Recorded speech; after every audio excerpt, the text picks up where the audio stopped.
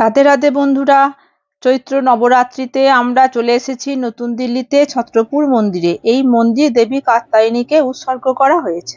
বাবা সন্ত নাগপালজি এই মন্দিরটি প্রতিষ্ঠা করে। এই মন্দিরটি বিশাল এলাকা জুড়ে বিস্তৃত। এক কথায় ছত্রপুর মন্দির বললেই সবাই জানে। চৈত্র ও আশ্বিন মাসে দুবার নবরাত্রির সময় খুব ধুমধাম করে এখানে নবরাত্রি পালন করা হয়। এই মন্দিরটি 3টি কমপ্লেক্সে বিভক্ত।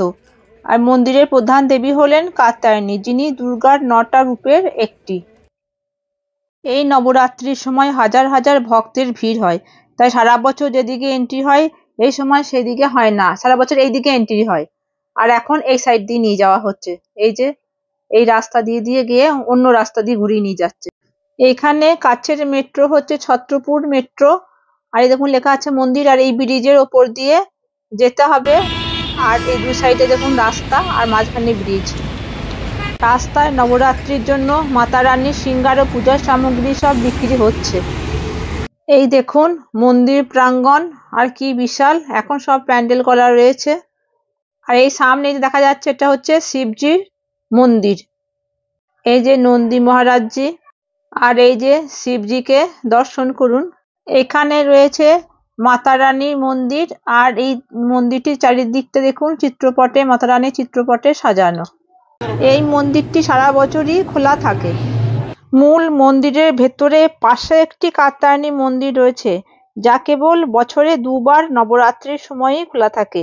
এই দেখুন এই মন্দিরটি, এটি মা দুর্গার 9টা রূপের চিত্রপট দ্বারা খুব সুন্দরভাবে এই দেখুন সাজানো, আর বেশ বড়। এই দেখুন এই মন্দিরটা কিন্তু বন্ধ থাকে। এই মন্দিরে দক্ষিণ ভারতের ছোঁয়া আছে। এই দেখুন বাজনা কেমন, দেখুন বাজনা বাজিয়ে পুজো দিতে আসছে, দেখুন এরকম।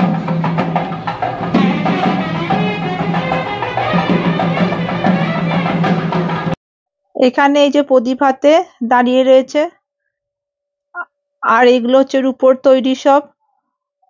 এই যে এই সাইডেও পড়ি রয়েছে, এই যে পাশাপাশি একটি ঘরে এরকম টেবিল রাখা আছে। আর এই দেখুন এটা হচ্ছে সিঙ্গার আর শয়নকক্ষ হিসেবে ব্যবহার করা হয়েছে মাতা রানীর।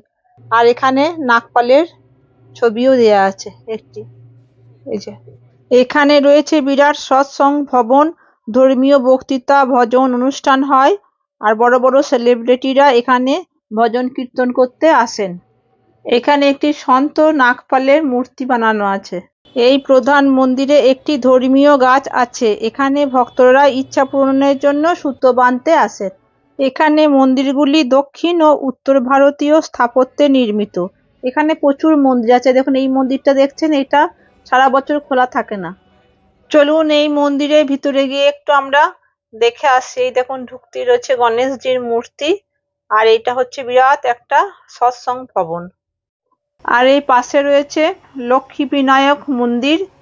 কত সুন্দর কারুকার্য করা, চারিদিকে পেন্টিং। এই দেখুন দিয়ালে দিয়ালে, খুবই সুন্দর মন্দিরটা। মন্দিরে দেবতাকে দর্শন করে নিন। আপনারা দিল্লি আসলে এই মন্দিরটি অবশ্যই দর্শন করতে আসবেন। বিশাল বড় মন্দির, এত বড় মন্দির আর কোথাও নেই। এটা হচ্ছে যজ্ঞশালা, এখানে যজ্ঞ হয়।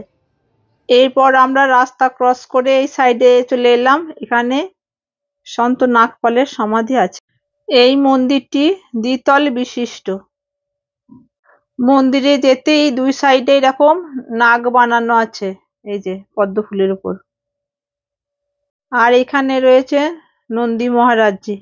আমরা উপরের তলায় চলে এলাম। এরকম সাইডে সাইডে এরকম চিত্রপট লাগানো আছে, মাঝে বড় শিব রয়েছে, আর এই যে সাইডে এরকম ভাবে করা আছে। এই যে বিশাল বড় শিবজির মূর্তি। আর এই নিচে তলাতে আছে সন্ত নাগপালের সমাধি, এই দেখুন। আর এই সাইডগুলোতে রয়েছে মায়ের বিভিন্ন রকমের মূর্তি। এর পাশেও বিরাট একটা সৎসঙ্গ ভবন রয়েছে, এখানে ভজন কীর্তন করছে। এদিকে দেখুন এই গাছটায় কত সুন্দর ফুল ফুটেছে। আর ওইদিকে ওই মন্দিরটা আমরা দেখে আসলাম। দেখতে দেখতে ক্লান্ত হয়ে যাবেন, কিন্তু মন্দির শেষ হবে না। এত বড় এলাকা নিয়ে এই ছত্রপুর মন্দির। আমরা এখানে দেখতে পাচ্ছি বিশাল বড় একটি হনুমানজির মূর্তি, এই যে দাঁড়িয়ে রয়েছেন। এই মন্দিরটি দূর থেকেও দেখতে পাওয়া যায়, এত বড়।